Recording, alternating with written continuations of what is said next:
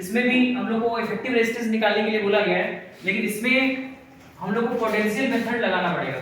तो सीखेंगे हम लोग कि कैसे पोटेंशियल मेथड से हम लोग इफेक्टिव रेजिस्टेंस निकालते हैं।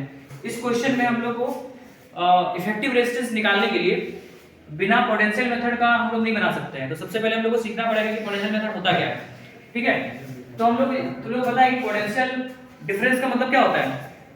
वोल्टेज होता है। पता है तुम लोगों को पोटेंशियल डिफरेंस का मतलब क्या होता है? वोल्टेज होता है। ठीक है, तो देखो यहाँ पे हम लोग क्या करना है कि इस तरह के जब क्वेश्चन हम लोग को दिखेंगे जिसमें कुछ समझ में नहीं आ रहा है कि क्या करें, तो हम लोग उसमें पोटेंशियल मेथड लगा सकते हैं। हालांकि हम लोग किसी भी क्वेश्चन में पोटेंशियल मेथड लगा सकते हैं। ठीक है, तो सबसे पहले इसी क्वेश्चन में हम लोग लगा कर देखते हैं। तो जैसे ये सर्किट दिया हुआ है, ठीक है, और हम लोग को इफेक्टिव रेजिस्टेंस निकालना है, तो हम लोग क्या करेंगे, एक इसमें इमेजिनरी बैटरी हम लोग इसमें कंसीडर करेंगे। सोच लो कि इसके अक्रॉस क्या लगाया गया है, बैटरी कनेक्ट किया गया है। ठीक है, इमेजिनरी समझ लो। वो भले ही सर्किट में दिखाया नहीं है, बट कोई ना कोई बैटरी से तो कनेक्टेड होगा ना। तो इसके अक्रॉस हम लोग क्या जोड़ देंगे, बैटरी, जैसे डॉटेड लाइन से दिखाए हैं। ठीक है, कोई दिक्कत नहीं है, एक डॉटेड लाइन से हम लोग दिखा दिए कि इमेजिनरी हम लोग बैटरी समझेंगे। यहाँ पे क्वेश्चंस में दिया हुआ नहीं है, बट ऐसे सोचना है दिमाग में। ठीक है, ठीक है, कोई ना कोई बैटरी तो कनेक्टेड होगा ना। तो हम लोग एक बैटरी सोच लिए जिसका मान लो वोल्टेज कितना है, V। कितना वोल्टेज है, V।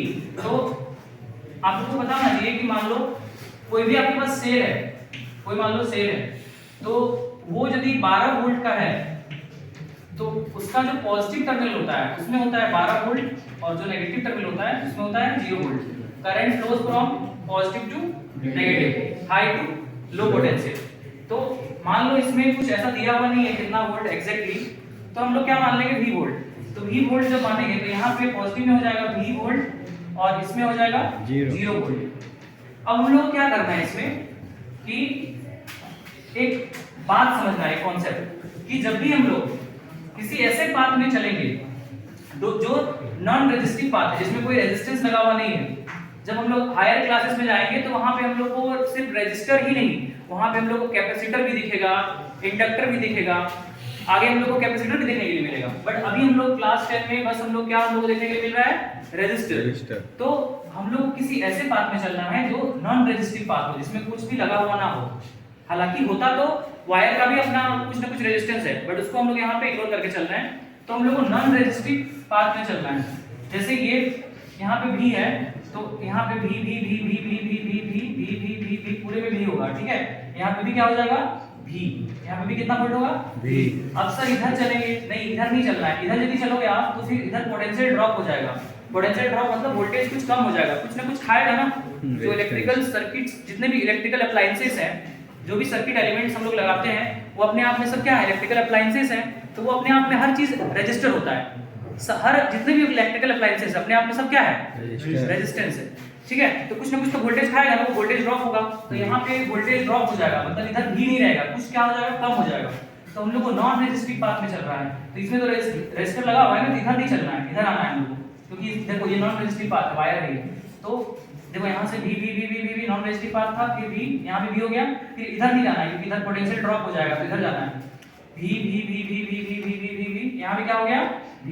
अब इधर भी नहीं जा सकते क्योंकि ये भी रेजिस्टिव पाथ है, तो यहाँ पे भी पोटेंशियल ड्रॉप होगा, वोल्टेज ड्रॉप होगा, और इधर भी क्या होगा, वोल्टेज ड्रॉप होगा, पोटेंशियल ड्रॉप होगा, तो इधर भी नहीं जा सकते हम लोग।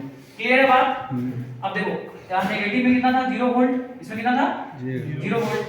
तो 0 0 0 0 0 0 0 0 0 0 0 0 0 यहाँ भी 0, इधर तो आ नहीं सकते हैं क्योंकि ये रेजिस्टिव पाथ है, पोटेंशियल ड्रॉप हो जाएगा, तो इधर आएंगे फिर हम लोग, यहाँ पे भी 0 है, फिर इधर 0 0 0 0 0 0 0 0 नॉन रेजिस्टिव पाथ है, यहाँ भी कितना हो गया, 0।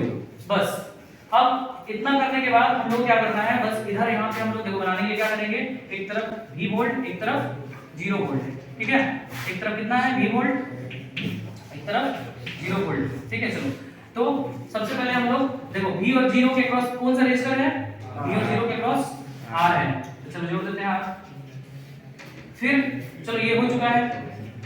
अब देखो फिर 0 और V के क्रॉस कौन सा रेजिस्टर है, R है, तो 0 और V के क्रॉस फिर से R जोड़ दे रहे हैं। ठीक है, R। फिर देखो इसमें ये भी हो चुका है, हम लोग को टिक लगा देना है, मतलब हो चुका है। फिर इसके अक्रॉस मतलब V और 0 के अक्रॉस फिर से क्या है, R। तो देखो आर आर आर, ये तीनों जो रेजिस्टर्स हैं ये किसमें आ गया बताओ? ये तीनों रेजिस्टर्स किसमें आ गया? पैरेलल कॉम्बिनेशन में। समझ में आया क्या? तो हम लोग इसको कैसे बनाए? पोटेंशियल मेथड से। अब तो आसान हो गया, हम लोग पता है आर इक्विवेलेंट का फार्मूला पैरेलल कॉम्बिनेशन के लिए क्या होता है? 1/r equivalent.